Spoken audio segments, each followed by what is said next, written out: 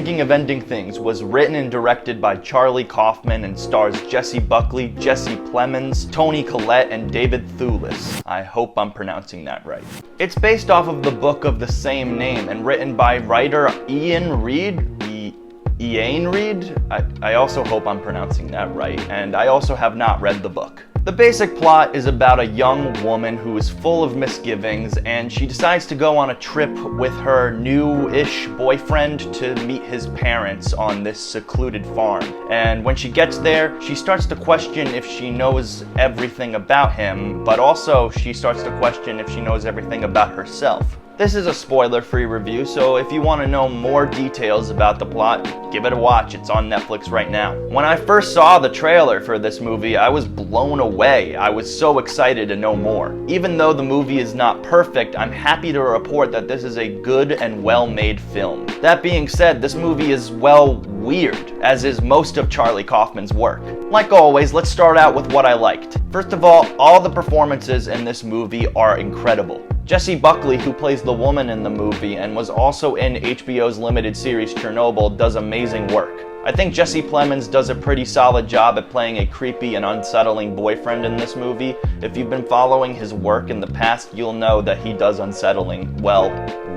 Toni Collette plays the mother of the boyfriend in this movie, and I thought she also did spectacular work. She's been in amazing movies like Hereditary and The Sixth Sense and so much more, and she's really good in this. David Thewlis also plays the father in this movie. If you don't know him, he was Professor Lupin in Harry Potter and the Prisoner of Azkaban, and he stands on his own along with all these other actors. There can be no fault found in the acting in this movie. Everyone is doing great work, and it's very obvious that everyone who's in this movie cares about what's being made. The plot of this film was very trippy, psychedelic, existential, and creepy. It definitely has an abstract vibe to it. The movie deals with themes such as loneliness, aging, suffering, and accepting one's own reality. It can be analyzed that this movie is about how the main character processes time and how memories can impact us at all stages of life, even when they're contradictory.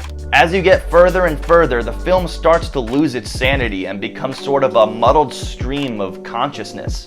Does that sound pretentious? The cinematography is absolutely beautiful. I'm not sure how to pronounce the name of the cinematographer, Lucas Zoll. He's a Polish cinematographer, and I thought he did a great job at making the cinematography feel almost poignant and melancholic.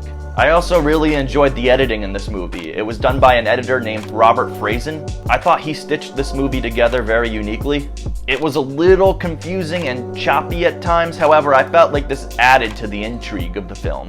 While there is a lot to enjoy about this film isn't perfect, like I said before, and here's why. Like I mentioned before, I have not read the book that this movie is based on. However, I have heard from people who have read the book and have also seen the movie that this movie isn't 100% faithful. I can understand how that's really frustrating for some readers of the book. It would probably bother me too if I did read the book, however I didn't, so it doesn't bother me that much. Also, there's never been an instance in my life where the movie based off of the book is better than the book. This movie is also very heavily dialogue driven. There's not much action, and there's also a lot of watching people sit and have conversations. Sometimes your mind just wanders. I kind of lost interest at some points, and I was looking at my phone, which I know isn't good and you shouldn't do during a movie, but you can tell a lot about a movie's pace when you're checking your phone to see how long it's been, or, if you've gotten any text messages. The movie also doesn't really have a cohesive plot with a traditional beginning, middle, and end. This may prove frustrating for some viewers and might be a little bit confusing. There were definitely parts of this movie where I had no idea what was going on. I thought I was starting to lose my sanity. It does all come together in the end, however, I'm not sure if that's enough for some people. The uncertainty might draw them away.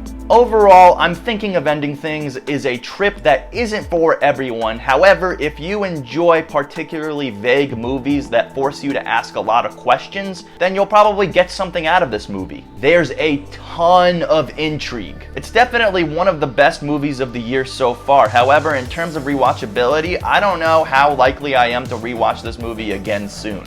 I give I'm Thinking of Ending Things a 4.3 out of 5. It'll be definitely interesting to see if this movie gets any awards attention with the lack of movies coming out this year.